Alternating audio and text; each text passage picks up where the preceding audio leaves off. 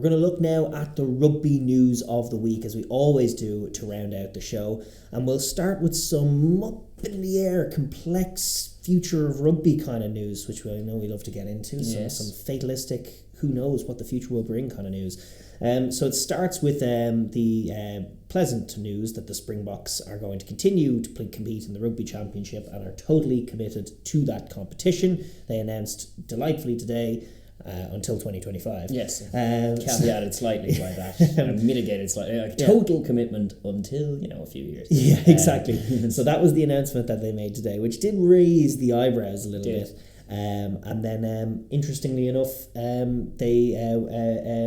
the Daily Mail in the UK has reported a big exclusive blockbuster, and this is the bloody Daily Mail. Yes. Can you trust them? Well, they've cited sources. They very well-placed sources in the Daily Mail allegedly have led them to publish this story saying that South Africa are set to replace Italy in the Six Nations from 2025 in a seismic move for rugby's global structure, with investor CVC a driving force behind the idea after buying a big £365 million stake in the competition in recent years. It all sounds very plausible, but what are they basing this on? Well, it's interesting. They're talking about their sources, and they didn't go into enough detail. Frankly, I was just reading through their piece, but they were talking about that it seems to be that, first of all, the Springboks are going for this. The CVC, the owner, have the ownership stake, that they're behind it. Board. I think the other unions are on board, and the question mark lingers over Italy. And they're saying, their sources say that Italy will leave the tournament as the most likely scenario rather than a 7-team expansion, which, is interesting, except how that worked. Italy have an ownership stake, do they don't? not? Yeah, I thought they did. They but do. I'm not, maybe they can be voted Can they be out. bought out or voted out? I don't know. Or forced out or kicked out or burned out. Yeah, I don't know. They don't go into enough detail in explaining how that would work. Yeah. Can they just do that? I don't know. They can't just do that. There's a lot of red tape in between. Can and they just in the meantime, the only thing that is confirmed is that the Springboks have signed on with Sanzar till 2025, and it feels like a little bit of this might be spin, might be conjecture, might be jumping the gun a little bit, might be jumping the gun. Even if it ends up being the case that it plays out that way, I think there's just a lot between now and getting to that as a confirmed thing or as anything to report on, but it definitely is the rumour mill circulating, and it was partly because of that 2025 thing, total commitment until 2025. Well, yeah, and presumably this prompted the Daily Mail to ask some questions, to which they got these answers from potentially, I would guess, sources inside South Africa Rugby who are probably well placed enough to know what the plan is, but might not be as abreast as even they think they are on what can legally be done. Yeah, indeed, because as much as they may want that to happen, and there may be a sizable amount of the rugby watching world who would welcome that over, another blowout win over Italy. But could you imagine if the Springboks were part of a Six Nations and there was no Italy and no break week? There'd never be another Grand Slam ever. It would be very, very Could tough. you imagine winning a Grand Slam in that competition? 5 weeks, 5 wins against, from Ireland's point of view, the Springboks, England, France, Wales, Scotland. Yes. 5 weeks, 5 wins. That's insane. Yeah. Nobody's doing that. But yeah, no, it would be exciting. We spend every week giving out about how the Italy game isn't adding anything, and we're also talking about how Italy are in effect a tier 2 team. Yes. Does this make sense? If you were drawing up, look at Rugby Europe, are the Holland games achieving anything in that comp either? If you could replace the Dutch with an Italy, then that's a barnstorming tournament all of its own too. But then obviously you're not going to have any promotion relegation, but then you aren't anyway. You don't have it anyway. So again, you go back to our point about the autumn window. Yes. Which probably brings us on to this other point, other story that's also doing the rounds, is about this revival of this idea that won't die, the World Nations Championship. 3 years after the concept failed amid promotion relegation fears, but also other things. But the chief executives of the 10 biggest unions are said to be close to agreeing on the structure of new competition. Fidgy-widginess in terms of citing things. Yes, people they are said. That leaves you a bit of wiggle room. They're said to be close to agreeing on the structure of a new competition to be held every 2 years from 2024. Presumably the 2 years outside of the World Cup for the Lions Tour. Indeed. The Lions Tour and World Cup would remain untouched, but this stuff would go on. So again, I don't see any real differences to what they proposed a couple of years ago. There are certain things that are going to change what the big impasses were. It seems a very similar proposal to the one that was shot down for very obvious reasons. And again, it's two 12-team divisions, which is like bewilderingly bad format. To be honest.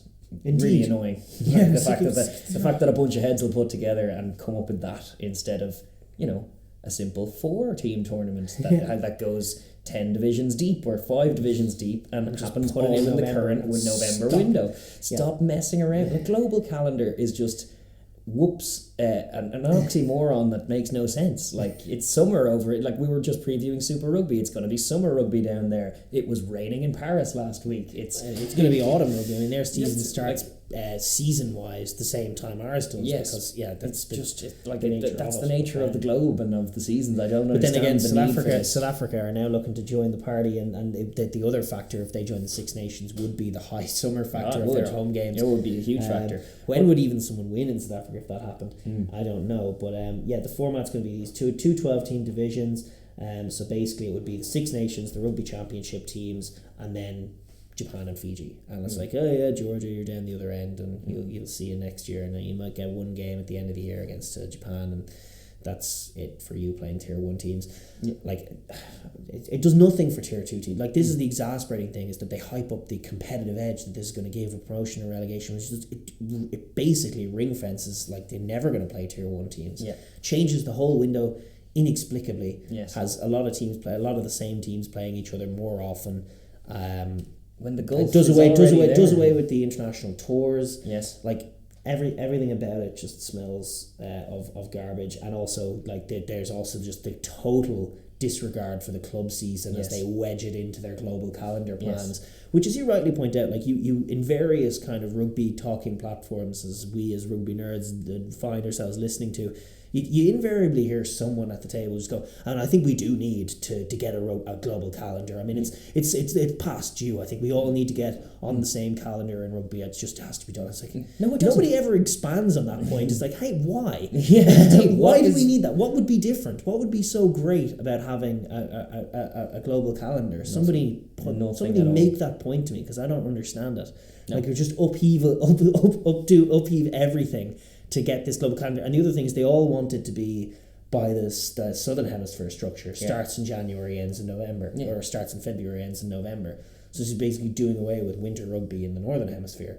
Like, I just think it's ridiculous. It comes from a bad place at the beginning, and then the actual expanding upon it is even more moronic. And I just don't understand how these ideas get as far as they do before they ultimately get shot down, which I believe this will be as well. The pushback from the Six Nations is real, and it's a problem on the macro growth of the game style thing, but in some instances like that, it's quite a good fast track to shut down stupid ideas right out the gate. One of the other footnotes they have in this report on it is, player welfare issues would be also an ongoing worry amid the possibility of playing multiple test matches in different time zones across consecutive weeks. Which, as we've learned from the Argentina experiment, doesn't equate to good rugby. No, it's too tough. Even for Argentina, it can be too tough. You need the gap weeks, and you need to set up your base camps and everything. Like, it just, I think this was a Wales Online report I'm reading, and they were citing a Wales tour in 2004 where they faced Argentina in Buenos Aires and South Africa in Pretoria on consecutive weekends. And naturally enough, on the game in Pretoria, shipped 53 points and looked as if they hadn't slept for 3 days that week, because they probably hadn't. Indeed. With jet lag and everything. Fundamentally silly. There are player welfare issues with this as they try and cram all of their great ideas into one bucket. And the only thing I could say is that, like, these bigwigs seem to be out of their minds in terms of the probability of something like this ever passing there. But they're so determined to do it, and yet they miss basic changes. And this is where we go and beat our drum. And I think if we were on, we'll be on Brandon Smith BS Rugby's channel next week, and we were making this point to him as well. But, like, this is something that I think it's our debut of making this point this season, so we should make it. But we are big advocates on this show of using for the game's expansion and the introduction of more stakes in the international season the key is to use the November window that you have, I think, and turn it into a competition. And the Autumn Nations Cup gave us a name for that competition. Yeah, you could maybe rebrand it because that was a rubbish competition. But, I like it. But I still like it. Like it as a name, and I think it stops you from completely restructuring everything and allows you to get competitive, high stakes games. And with the capacity for teams to really buy into it, it's not going to be as important as the Six Nations or Rugby Championship, because how could it be? Yeah. And nor should it be. And it doesn't detract from either of them or the World Cup, because it's a different thing. Yeah, but it's like an ongoing league situation. You can start with the world rankings. You get your 4 teams in one group, and each of those teams across 3 weeks play each other. Top team wins and trophy, and then bottom team gets relegated to the second tier, and in the second tier, top team wins, gets a trophy, and goes up to the next division for next year, and then they become a Division 1 team, and then the other team drops down, becomes a Division 2 team, and you can likewise all the way down to Division 6, 7, where you can see Colombia play against Russia. Even just giving the capacity for competitive games against teams of their own level to teams like Samoa, Tonga, Uruguay, Chile, but also Romania, USA, Russia, Canada, Spain, USA. Getting them in a mix with each other, playing each other consistently, and a path to progression, noticeable progression. One of those teams, maybe a big game between Italy and Fiji for all the marbles, and next year they'll be up in the tier with Argentina, and with Wales and someone at Scotland, and then those are 3 proper games that they'll play. And it's just a league division. There's not like it's important to get. It's good to get your win. You want to move up the divisions, and it's a sign of an indication of where you are as a squad. But then your place in your annual tournament isn't disrupted in that macro way either. And it doesn't rub the bigwigs in the Six Nations, who are just going to oppose any of these changes anyway, and they're going to shut down this idea that they're proposed as well. Yeah. Like it's too much power that the home nations definitely have in terms of your Augustin P show, World Rugby Revolution, bang that drum. There is truth to it, but it does help in exactly these circumstances, like this, or like that ridiculous tens thing they were flaunting about, that they can be summarily dismissed very early on in the process. But it is still bewildering how many people... What's crazy is how persistent they've been with this. Like, the World Rugby as a body, like, they're so determined to do this, and I have no idea why. No. I don't see how it makes anything better. No. But there you go. But the only thing is that Test rugby makes a bit of money, and so cramming as much Test rugby into a calendar year as is conceivably possible seems like a good short-term solution to get more money. Except the problem is, the club game lays the foundation for the Test game. It's vital. It can't be ignored. Indeed. And you have there's an element of diminishing resources to this, in the sense that you can't just cram as many Test games as possible into a calendar year without they always find the quality of them. Like with CVC, venture capitalists will always spearhead ambitious ideas that'll project a load of money that comes in, but it's often not like that. And we saw that with even the rebranding of the Heineken Cup to the Champions Cup, and then they were disappointed because it failed, because the projection said we'd be squillionaires by now. And it's like, no, because it's the same tournament just with a new shiny brand on it, and you're not going to triple your income suddenly magically because the projection said so. No, indeed. Stop ripping up things that work for the sake of these ludicrous chartered ambitions that no rugby fans are really actually screaming for. And maybe, if for your experimentation, just use the one window that isn't anything anyway. Indeed. November window. It's not anything too anyway. Many dead rubbers. And even if you were to have a circumstance which would be an impasse, it's like, well, what if England are in tier 2 and All Blacks are in tier 1, but we want to play the All Blacks? It's still only 3 games in our proposed tournament, so as people are doing now in the November window in a cash grab, you can schedule a 4th game, and you can have that be England be New Zealand or whatever. Yeah, exactly. And it's not an upheaval at all. So I think that's certainly our idea. We're going for it, and we're trying to push it, because we're never going to stop pushing it. We might even put it to writing one day, our proposal, and submit it to World Rugby, because the fellas are going off the deep end. They are with their attempts to redraw things, like the tens thing, where it's like, what if we just annex a load of players from all club footy and have a tens tournament somewhere? I don't think that was World Rugby's idea. To be fair, I think that was some mad group. But the madness of these ideas, and how far they get, that they end up published for us to scrutinise. Every few months or so, somebody comes up with one. But the fact that World Rugby keeps spearheading this does worry me. It does. But anyway, for the time being, rugby's going to remain as it is. With for better Springboks or worse in the Southern Hemisphere, and with Six Nations as is, and with the November window as dead rubbery as ever, and no global calendar, because meteorology and physics and the seasons. Yeah, but, absolutely. But we're going to park all that chat for now, although doubtless not for the year. Not forever, no. Indeed. But we also wanted to just discuss, there's been confirmation about the Currie Cup First Division, the second tier of Currie Cup. Zimbabwe have confirmed their schedule, and they are going to play in it from March to June. The Go Shocks team, is it? Yeah, and it's going to work out well for them because the African World Cup qualifiers are in July, so it's a great chance for Zimbabwe to get a pre-season run. Yeah, and that's going to be just semi-final, final, isn't it? That African Nations thing, so that's going to be seriously. You need to be arriving to the pitch or you're going home. So and Black Lion are also going to compete in that. The Black Lion who are having this competition in the Super Cup that's like a game every now and then. Yes, but plenty of time to fit a Currie Cup campaign in the interim. So that's maybe exciting even two, judging by the Currie Cups last few years. That's true. Then we also have news from Argentina, which is basically just a report at this stage, nothing official, nothing confirmed as of Wednesday. We're shooting this, the front runner for the head coach job is now Felipe Contepomi, Leinster's backs coach, attack and also backs coach, Puma's legend, and Leinster legend, mm-hmm. all round legend. Really, Felipe, Dr. Phil. We're always big fans of his. But that's according to the latest information, apparently from Buenos Aires, is that he'd be in pole position because he's basically easy to get. And the other one they're headhunting is Quesada, who has obviously led the Jaguares to Super Rugby great final. Pedigree, that was fantastic. And now he's doing good work with Stade Francais. They just beat Toulouse last week, so Stade Francais looking good. I think they're 9th or something in the top tours, or 8th. They're in that hunt. So two very good former 10s for Argentina, and you can see they're trying to look in a different direction from the former front rower. The suits definitely saw what they were looking at over the last year, particularly, and went with the amount of talent in their backline and the good rugby that their sevens team are playing and stuff. There's no reason for them to not run the ball a hell of a lot better than they did this season. No question. And a former 10 attacking style coach is what they're going to have anyway, whichever way they go. And I think it is a shrewd acquisition either way. Yeah, I mean personally. I prefer Quesada.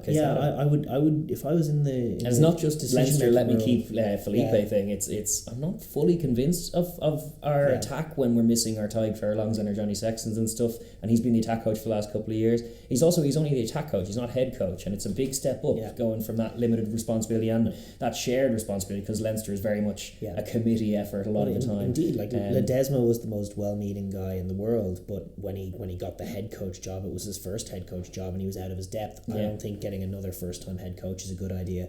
If I was in charge, has more of a pedigree and more of a track record. Going all out to get Quesada if they can from Stade Francais.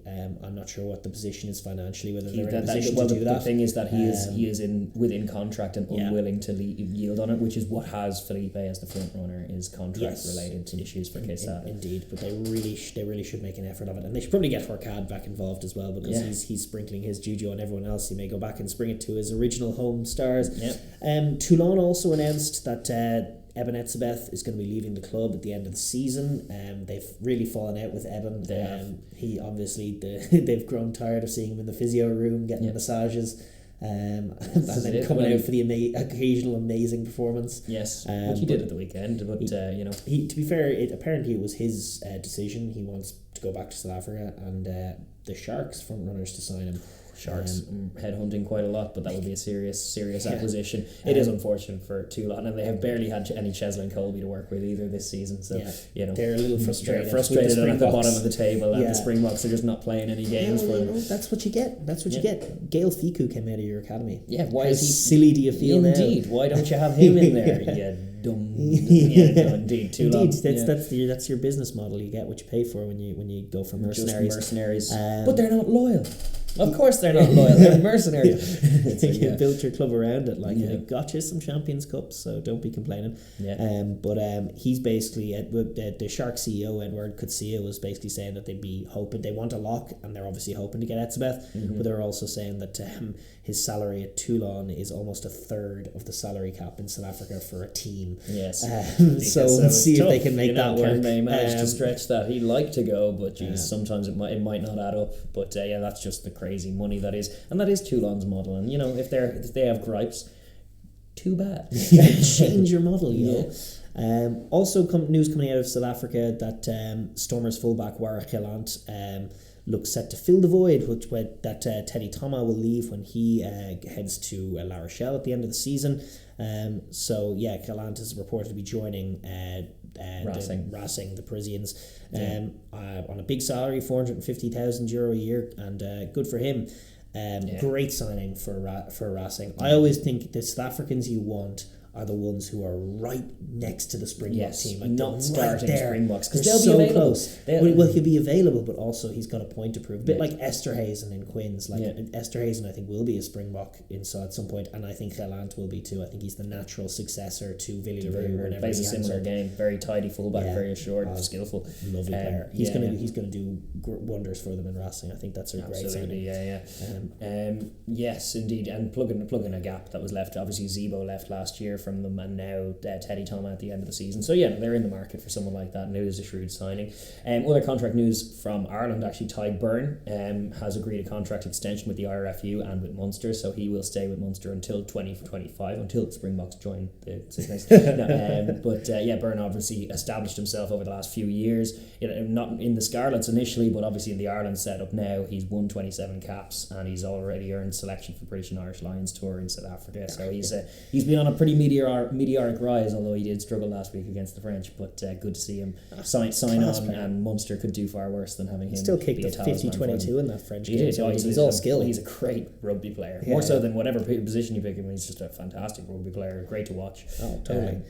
Big Ty Byrne fan, great signing. Leinster and the IRFU have also confirmed that Leo Cullen, head coach, is going to stay put after agreeing to a 1-year contract extension. He was signed on to 1 year last year during COVID times. I think that has been their policy during COVID, is just all they can afford, which is reasonable, but I'd expect that the extension will now be agreed upon. It's agreed upon up beyond 2023, but could be agreed upon more if silverware comes. Yeah, he's been a good few years in the job now, since 2016, so he's delivered from, I think, 4 URC/Pro 14s and Champions Cup. Pretty solid return. But he wants more. They want more this season, to be honest. If they go trophyless this year, or even I know the URC is about to get very competitive with the South African teams, but even so, I think for Leinster it's all about Europe. It definitely is. They've made one European final and lost. They made 2 European finals, won one, lost one. I think certainly making another European final is on the major to-do list for Leinster. They want to be at the dance at the end of the year. Then there's good news out of Harlequins as well for Quins fans. Their trifecta of young, exciting coaches, Nick Evans, Adam Jones, Jerry Flannery.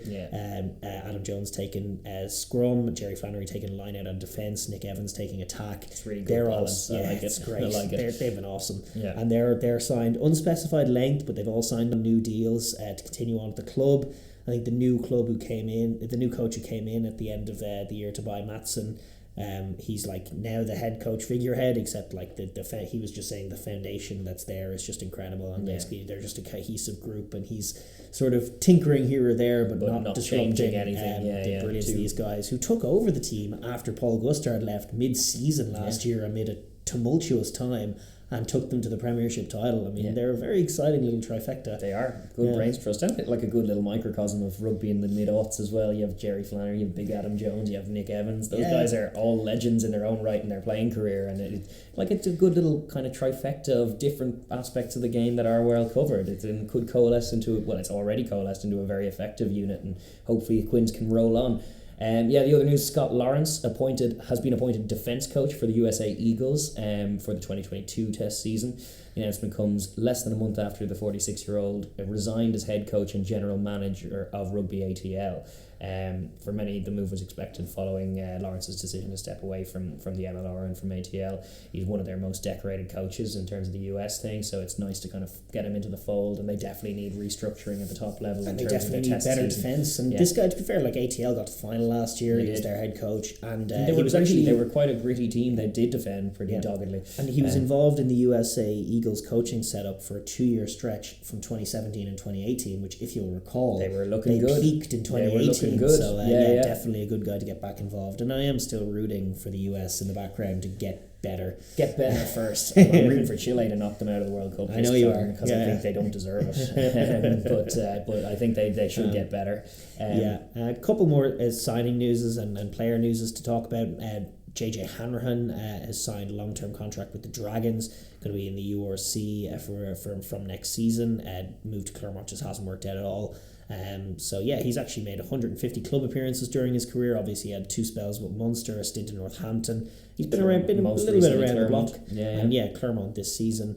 Two-time URC winner, which is good pedigree as well. British and Irish Cup winner 2 times as well, and 2-time Golden Boot winner in the URC, which is one of those end-of-season awards. But he's managed it twice. Well, indeed, 29 years old, probably a good acquisition for Dragons, for a club in that position, just to have him on their books to guide them through a little bit. I struggling a little for form, to be honest. I thought it was not a shrewd signing that Clermont made. I just don't think he matched up well with Clermont Auvergne at all as what they needed. But hopefully this move can be good for him, and good for the Dragons, and good for all involved. So good luck to JJ. Then we have Mark Wilson, the England flanker. He's retiring from rugby with immediate effect, unfortunately. That's confirmed by Newcastle on their website. He had a meniscus tear in his knee. He underwent surgery, and I think it was in the aftermath. It's like he's 32 now, and you're weighing up. Knees are always scary. It's always scary to watch them buckle and stuff. And is he going to go through the rehab and go for it again? And to be honest, his career speaks to a club man who gave it all for Newcastle. He's been with them since he came through their academy and has scored 42 tries for them in 237 games. And he managed to get 23 caps for England over the last few years. He was involved from 2017 to 2021, including featuring in the World Cup final as well, and winning the 2020 the 2026 Nations. So fair play to him, like a proper club man, real hard man, was a part of that Newcastle Falcons kind of core group. And good luck to him in his post-playing career. I think he's been hope he stays healthy. It's a good kind of example of just hard work, diligence, good tough man, and he gets rewards. He was a very, very good player on his day, and he earned that place in the England squad. He was very solid number 6. Yes, indeed. And then the last little bit of news comes out of the South Africa and the Sharks specifically again. Neil Powell, who some of you may know, he's been in charge of the Blitz box for the last few years. I think he took up the role, or I can't remember when, but it was 2014. He's been there for a while, but he's guided them to a record equaling 34 match win streak. He's obviously rinsing it right now. We were covering the Sevens a bit last year and this year, and they just look night and day different to every other team in it. Obviously, we're missing a few key players through COVID in the series, but they look the best team in it by quite a distance at the minute. And he's going to try and take them to the World Cup of Sevens, which is happening at the end of 2022. He's going to try and win that comp, and then he's going to join up with the Sharks as new director of rugby. So that is a good head in terms of South African brain drain. They're repurposing him into the Sharks, and they're looking. They definitely seem to be leaning into the Sharks as their number 1 franchise, to try and make a go. Makes a lot of sense. It does make a lot of sense. They were the only ones who could ever win in New Zealand and get some of those big away moments that really test your mettle. The Sharks do have a pedigree in them, and now they're kind of, if they can manage to make, that's a done deal now. But if they can manage to get Etzebeth back into the fold and other things like that, it can all of a sudden keep very Springboky, making all of these outrageous plays from the weekend that he was doing, and they're pretty getting very good. But listen, I think that has about run us out of news and about run us out of time for today's show. So